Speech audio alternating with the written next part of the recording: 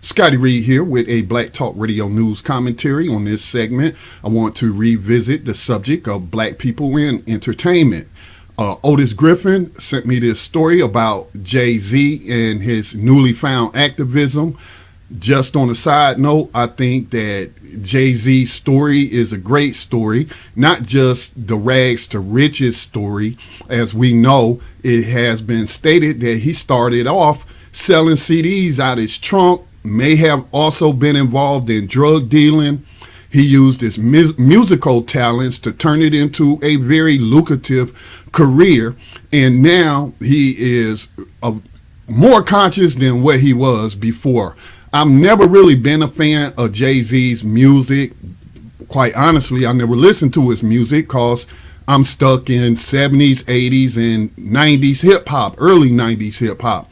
So I'm not a fan of his music, but I am a fan of his newly found activism, which is documented in this particular news story that comes to you from Salon, I believe that's Salon. Well, Harry Belafonte. I don't know if people remember this. Harry Belafonte, who was a celebrity entertainer at the height of his career in the 1960s and the 70s, and he's appeared in movies since then. But Harry Belafonte was also a civil rights activist. He used his money to help fund the fight against institutional racism here in this country. He was also a supporter of the Black Power movement, and he criticized Jay-Z. It was constructive criticism. He didn't come out just blasting on him, but Jay-Z kind of took it the wrong way. But let me read this excerpt from the article. It talks about when Harry Belafonte criticized Jay-Z and other celebrity entertainers for not being more active on the social issues of the day. He said that they should do more.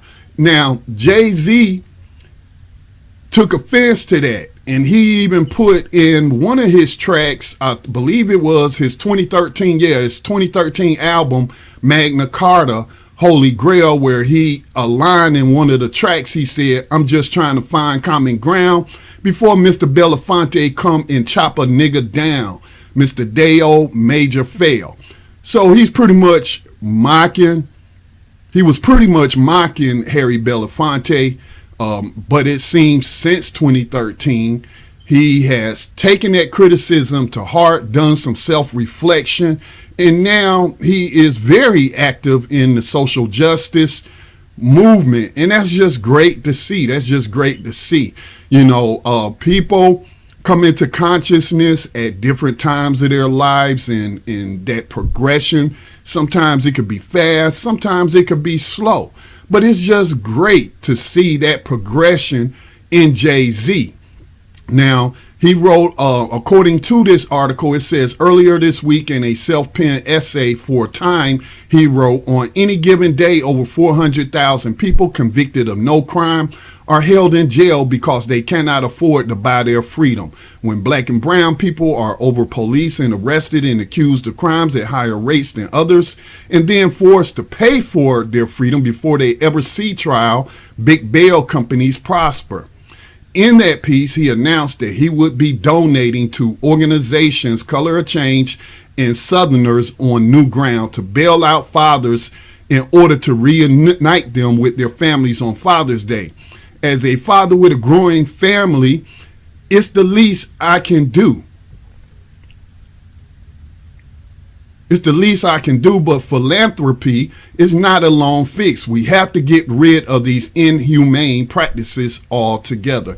So that's great coming from Jay-Z. A lot of people may or may not remember that when Ferguson went down, Jay-Z and Beyonce went down there. They also bailed out a whole lot of the activists, and they may be aware that he produced a documentary recently about Khalif Browder, who was the 16-year-old who was falsely accused of a crime, held in Rikers Island's jail for about 3 years before he was finally let go.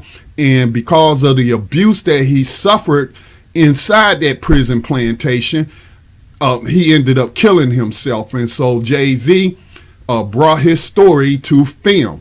So, again, this is why, it's just ridiculous to me for people to criticize entertainers simply for being entertainers. I mean, everybody has to make a living some kind of way. And we hope that in the course of us making a living, that we are not harming other people, like those who are employed by the modern day slave system here in the United States.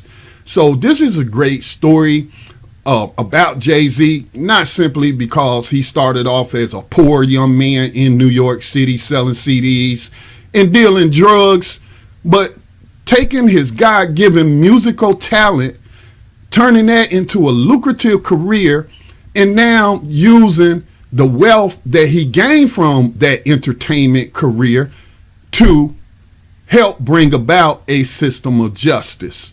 So again, this is just a great story. Again, shout out to Otis for sharing this story with us.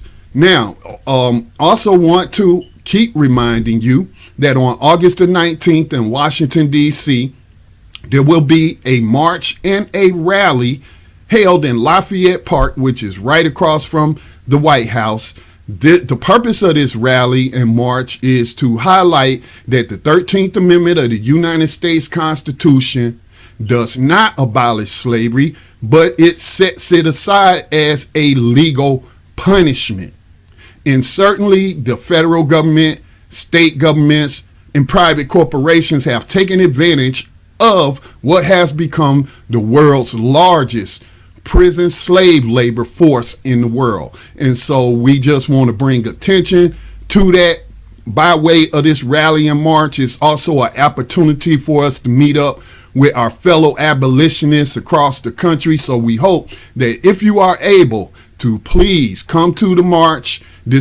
Come to the rally. This is an abolitionist event, and come and break bread with your fellow abolitionists and help us broadcast to the world that the United States has been lying for 150 years, and that what we are faced with in this country isn't mass incarceration, but it's the continuation of slavery. It is just ludicrous to me for us to say, for anyone to say, that slavery was abolished when the very document that they say abolished slavery sets it aside as a legal punishment for quote-unquote crime. And they can make up laws and criminalize anything, and they have.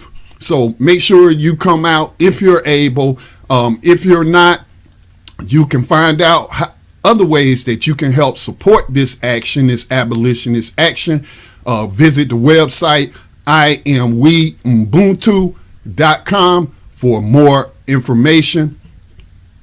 If you are interested in more independent black media like this commentary, please visit us online at blacktalkradionetwork.com. You can also join our social media community. It's an ad-free, data mining-free environment. You can find it at btrcommunity.com. We set it up for the listeners of Black Talk Radio Network. There is a $24 a year subscription to help us fund our overall media operations. If you're on YouTube, please follow us, subscribe, share the videos, help us spread the word.